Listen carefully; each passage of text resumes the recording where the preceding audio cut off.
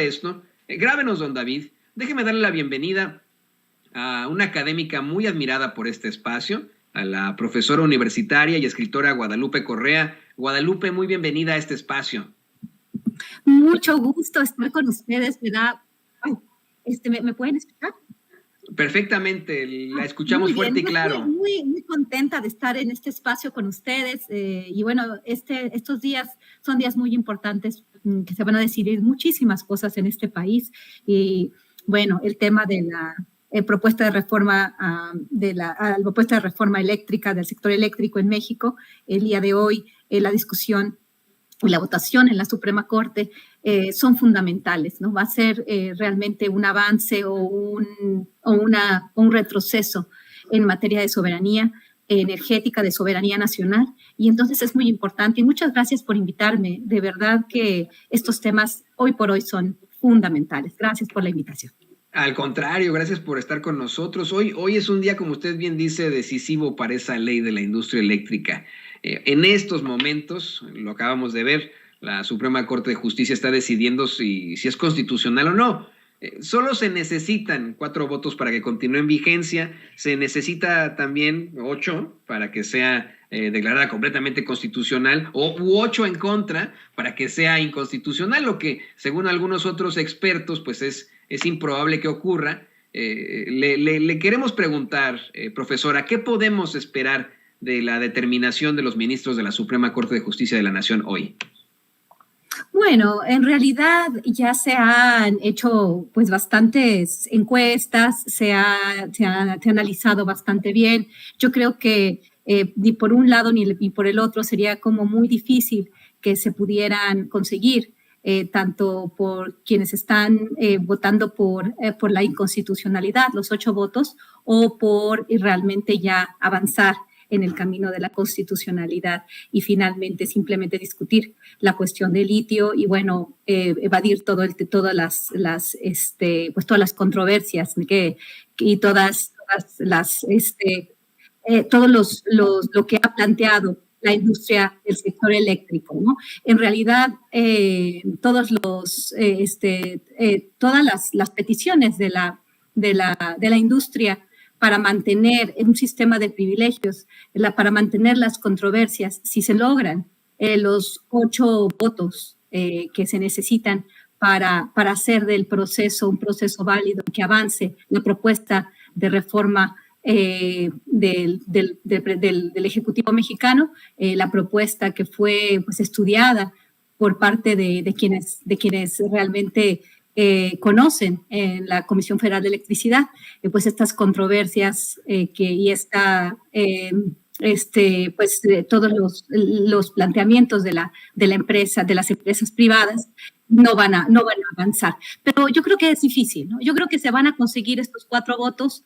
Entonces, el día domingo, con el proceso de revocación de mandato, se va a ver qué es lo que quiere la gente. Y al final, pues obviamente se va a tener que discutir en la Cámara de Diputados, que es fundamental, probablemente la segunda semana de abril, y después de esto se va a decidir en la Cámara de Senadores. En realidad, todo esto tiene que ver con unas modificaciones a la ley que se plantearon en el mes de febrero del año pasado, que fueron aprobadas, pero luego el Poder Judicial, un juez, pues invalida, ¿no? esta aprobación de estas reformas a la ley y obviamente operando a favor de las empresas del sector energético con esta cuestión de las controversias, ¿no? que presentaron quienes se oponían a este cambio en la ley del sector eléctrico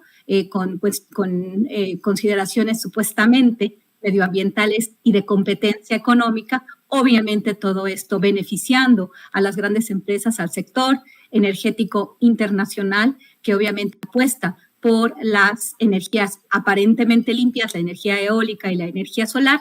Plantean estas controversias, el juez decide a favor de las empresas y hoy se está decidiendo si eso que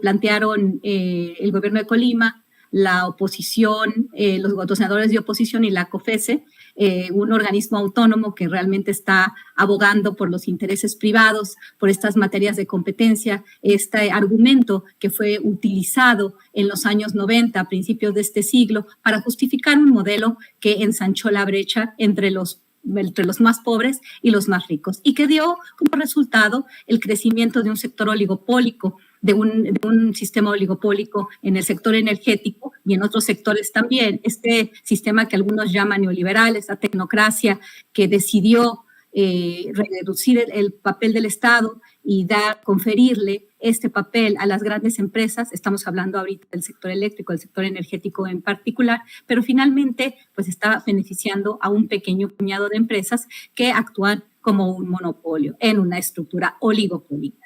Entonces, lo que se va a decidir en este momento, ¿no? Es si este amparo, bueno, finalmente ya no va a haber amparo, y si lo que las empresas querían, las empresas que se ampararon, las empresas que quieren continuar con el esquema que se aprobó en los años de Enrique Peña Nieto, que tiene que ver con la aprobación de la reforma del 2013, si esta ley de la industria eléctrica no puede reformarse o sí se puede reformar para volverle a dar la rectoría al Estado. Esto es muy, muy importante. ¿Y por qué es importante? Y esto es importante que lo conozcamos más allá de las cuestiones más técnicas, más legales, que de aquí sí yo no puedo hablar, porque realmente lo que se está decidiendo el día de hoy, si nosotros ahorita estamos escuchando, están ahorita argumentando, pues todo es en términos más legales, ¿no? Y finalmente ellos van a decidir en un sistema que es para expertos, ¿no? Es una cuestión legal, es una cuestión técnica. Yo voy a hablar de la cuestión política, de lo que implica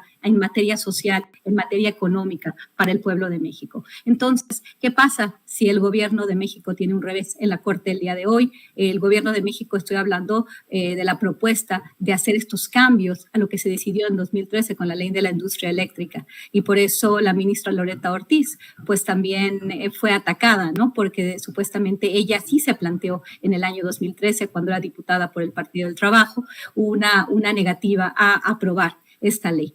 ¿Por qué? Porque la consideró, como se ha planteado en muchas ocasiones, una ley que beneficiaba a las grandes empresas del sector transnacional y perjudicaba a los consumidores, al pueblo mexicano. Entonces, realmente esto es muy interesante porque saben más de los que tienen más conocimiento técnico sobre esto pueden explicar mejor, pero tiene que ver con lo que la Comisión Federal de Electricidad estaba dispuesta a darle a las empresas, que solamente iban a pagar una parte de los costos, y que una parte importante de los costos que deberían tener estas empresas, lo iba a pagar el Estado mexicano, y se iba a trasladar en precios para los consumidores mexicanos. Y esta cuestión, pues obviamente, pues se decidió por nuestros representantes en un momento donde también en el año 2013 se dice que esta reforma energética en general, no solamente la parte del sector eléctrico, pero fue una reforma que además se incurrió también en corrupción. Esto lo ha dicho el presidente en sus últimas participaciones en la mañanera. Y bueno, esto que pasó en febrero, que realmente se habían aprobado estos cambios para hacer más justo la participación privada en el sector eléctrico, pues obviamente las empresas dan el grito en el cielo, y los jueces, ¿no? Por eso el aparato judicial es muy querido por el sistema judicial, es muy querido por la oposición, porque un juez cualquiera puede decidir otorgar un amparo para proteger los intereses privados o proteger cualquier tipo de posiciones que están en contra del gobierno de México, de la posición del gobierno de México, de un proyecto alternativo de nación donde se beneficia a la gente y no a las empresas. Es el modelo por el que la mayoría ha votado, y es el modelo que el pueblo mexicano va a avalar o no este domingo.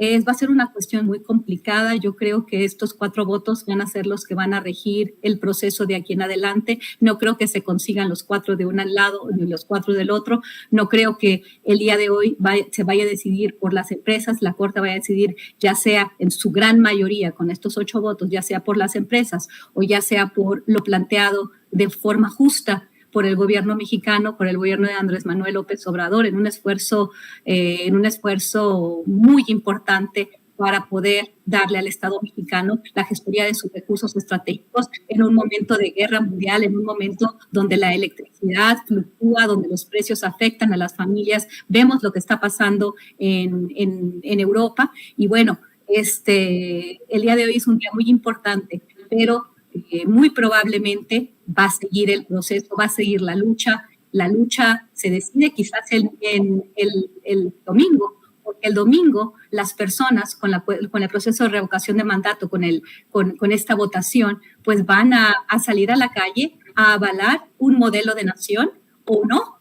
Y si la gente no participa, pues muy probablemente los legisladores van a votar como por los intereses, ¿no? De las empresas, porque las empresas, como el gobierno de los Estados Unidos, parece ser que están haciendo un cabildeo muy fuerte. Son muchos los recursos que ellos van a perder derivados de contratos leoninos que se aprobaron en un momento en el cual también estos grupos de interés, el lobby energético, tuvo una gran relación tanto con los empleados de las empresas transnacionales como con los congresistas. Y bueno, y aparentemente la reforma del 2013 se logró aprobar vía sobornos. El presidente de México ha sido muy claro en estas últimas 2 intervenciones que ha tenido en este sentido, ¿no? En este sentido de que la corrupción aparentemente privó en el año 2013, eso dicho por el ex director de Petróleos Mexicanos, Emilio Lozoya Austin, cuando llega a México y trata de negociar. Esto es lo que trata de negociar, no presenta las pruebas y por eso es tan importante lo que va a pasar el domingo, porque los legisladores le deben sus puestos al pueblo de México. Y entonces, si el pueblo de México se expresa, sale a participar, bueno, obviamente a favor o en contra de este modelo, pues vamos a ver qué es lo que pasa. Y bueno, el cabildeo de los estadounidenses, del gobierno estadounidense y de las empresas, que muchas de ellas tienen sus centros de operación en los Estados Unidos, pues obviamente van a tener que actuar de alguna forma, ¿no? Se tenía entendido y yo había estado analizando la postura de los legisladores del PRI, por ejemplo. Bueno, obviamente el PRI, pues por lo que representa el partido, ¿no? Lázaro Cárdenas, la ideología nacionalista que dio gran crecimiento a México en los años 50, a principios de los años 60, el milagro mexicano, la industrialización del país a partir de la nacionalización de la industria petrolera, ¿no? Estas ideas que han sido pues manejadas desde la escuela de Chicago, desde la tecnocracia, desde todos estos hombres privilegiados que se fueron a estudiar a los Estados Unidos y a Europa y vinieron aquí a traernos estas ideas de que tener de que regir, de que tener el control, de que el país tuviera el control de sus recursos estratégicos era una tontería, que no necesitábamos hacer eso, que realmente quien nos iba a dar crecimiento iban a ser las empresas transnacionales. Pues se ha visto que eso no solamente no ha sido cierto aquí, sino no ha sido cierto en ninguna parte del mundo y bueno, esto queda muy claro en el mundo desarrollado, queda muy claro en Europa. Ahorita el conflicto por cuestiones de gas natural, por cuestiones de hidrocarburos, que eso es muy importante para la generación de otras fuentes de energía. Estoy pensando, por ejemplo, en el caso del gas natural y la producción de energía eléctrica, pues está poniendo en graves problemas a los consumidores y a todo el país, ¿no? Los países europeos. Pienso en el caso de España, porque esta problemática con los altos precios de la electricidad, que obviamente estaban oligopolizados por algunas empresas, y una de estas empresas, Iberdrola, pues tiene un papel fundamental también en el sector eléctrico, de generación de energía eléctrica en el país, y entonces obviamente están muy a disgusto, ¿no?, de este esfuerzo tan importante, pero creo que el esfuerzo en este momento pues debe de recaer en la gente, a establecer esa presión, decirle a nuestros representantes qué es lo que queremos, qué es lo que nos conviene. Yo tengo mi especialmente parte por muy representantes personal, pero esto es una democracia, las mayorías son las que las que van a regir, y las mayorías van a salir a apoyar un proyecto. Pues bueno, esa es una voz muy importante, y los legisladores, si votan en contra de ese pueblo, pues van a ser castigados. Y el tema de la reelección es importante, el tema de su estadía como representantes del pueblo también es importante. Si la gente tiene una voz o clama por un proyecto, el día de ayer en la Plaza de la Constitución se vio realmente lo que quería la gente, estaban apoyando a la reforma eléctrica. Lo que diga el Poder Judicial es importante, pero ellos no son elegidos como son elegidos los diputados y los senadores mexicanos. Entonces, el día de hoy, pues vamos a ver también qué tanto ha pesado este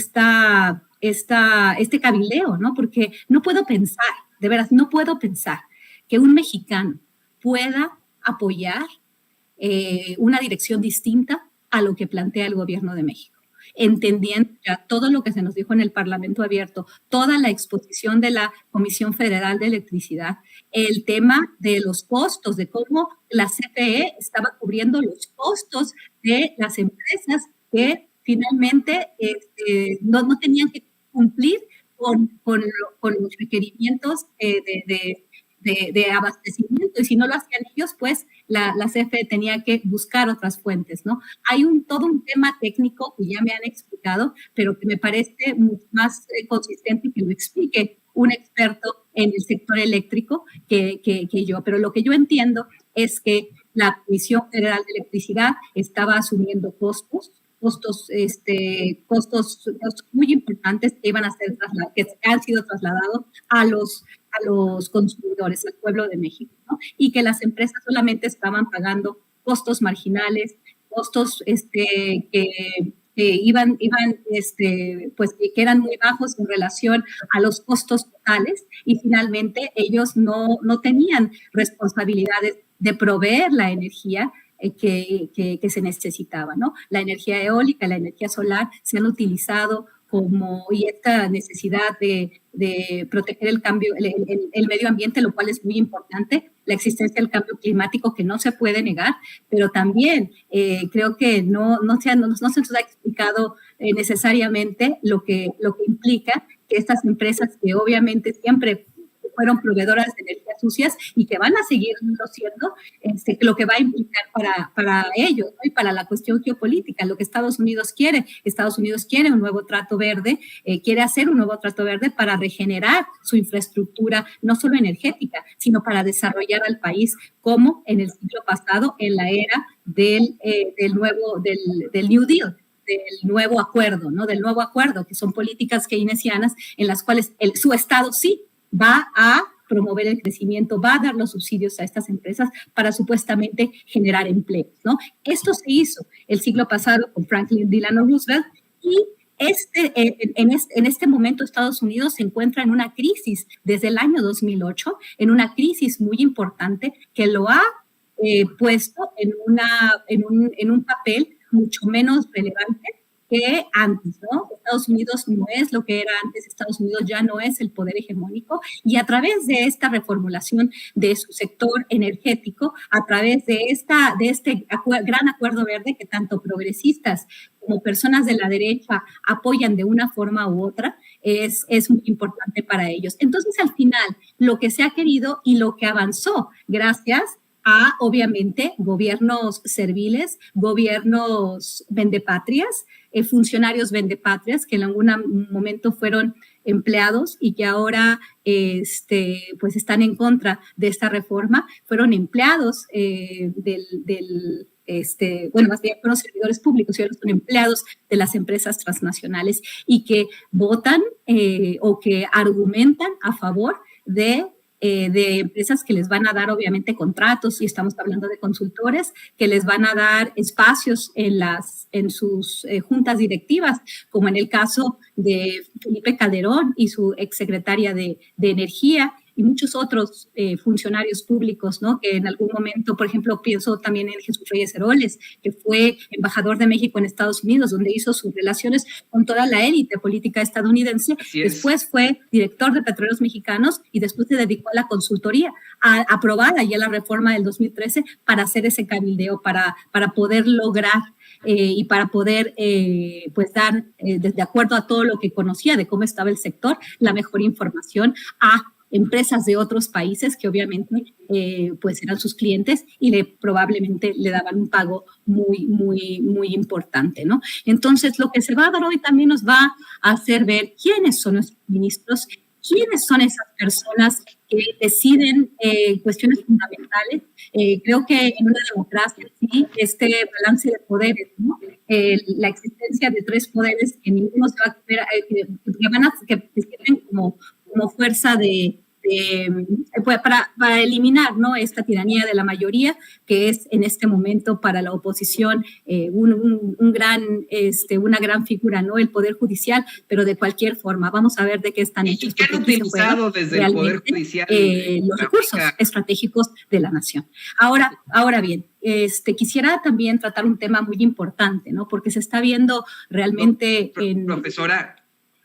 Profesora, le quería decir que en efecto queda muy claro que sería muy difícil que se consiga esta inconstitucionalidad de la ley de la industria eléctrica y es muy importante. Estamos viendo el análisis muy objetivo de la doctora, de la profesora en este tema tan importante, tan difícil. Yo le quería plantear y le pido, pues vamos, en esto que podamos terminar con el comentario, ¿qué va a pasar en cuanto a los conflictos de interés que existen en estos momentos en esa Suprema Corte de Justicia?